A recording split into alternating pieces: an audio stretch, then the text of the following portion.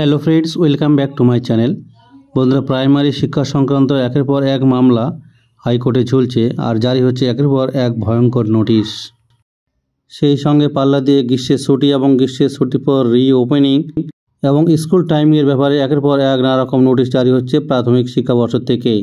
অতিরিক্ত গরমের কারণে নির্ধারিত সময়ের আগেই ছুটি দেওয়া হয় স্কুল। 20 এপ্রিল থেকে চালু হয়েছে গ্রীষ্মের ছুটি। গ্রীষ্মের ছুটি কাটিয়ে 3 তারিখে স্কুল খোলা হলেও স্কুলগুলিতে ক্লাস চালু করা সম্ভব হয়নি।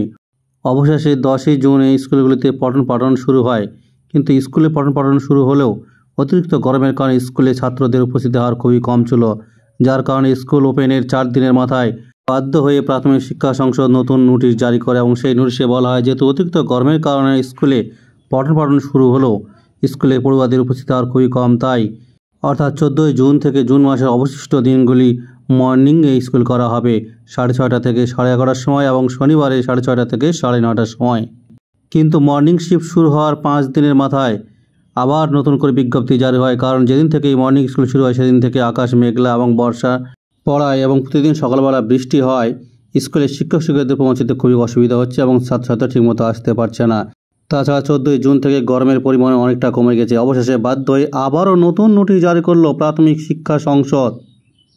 আজকেই জারি হয়েছে সেই নতুন নোটিশ এবং কাল থেকেই লাগু হবে সেই নতুন নোটিশের নিয়ম। কারণ কী বলা রয়েছে সেই নোটিশে একবার দেখে নেওয়া যাক। এই নোটিশে বলা হয়েছে 14 জুন থেকে জুন মাসের অবশিষ্ট দিনগুলিতে যে মর্নিং শিফটের কথা বলা হয়েছিল, গরম না থাকায় এবং অতিরিক্ত বৃষ্টি হওয়ার কারণে সেই শিফটের পরিবর্তন করা হয়েছে। 21 জুন থেকে আবার মর্নিং শিফটের পরিবর্তে ডে স্কুল করার সিদ্ধান্ত গ্রহণ করেছে প্রাথমিক শিক্ষা সংসদ এবং এই বিষয়ে প্রাথমিক শিক্ষা সংসদ প্রতিটি জেলাকে জানিয়ে দিয়েছে এবং প্রতিটি জেলার তরফ থেকেই নোটিশও জারি হয়েছে।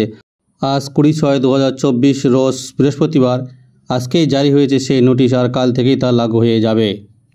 এখানে একটি ডিস্ট্রিক্টের প্রাথমিক শিক্ষা সংসদ তরফ থেকে যে নোটিশটি জারি করা হয়েছে সেই নোটিশটি তুলে ধরা হলো। ডেমো হিসাবে দক্ষিণ দিনাজপুর প্রাথমিক শিক্ষা সংসদ থেকে যে নোটিশটি জারি করা হয়েছে সেটি দেখানো হচ্ছে। District primary school council Dakshin Dinajpur. এই নোটিশটি লাগু হয়েছে 20/6/2024। মেমো নাম্বার দেখতে পাচ্ছেন 268/18 from the chairman district primary school council Dakshin Dinajpur to the sub inspector of schools all circles district Dakshin Dinajpur. Subject বলা হয়েছে regarding shifting of school timing, অর্থাৎ স্কুলে যে সময় সে সময়ের শিফটিং পরিবর্তনের জন্য। In connection with the above mentioned subject, the undersigned has to inform him or her that due to the change of weather, we think that the primary schools may run in day session in spite of morning session.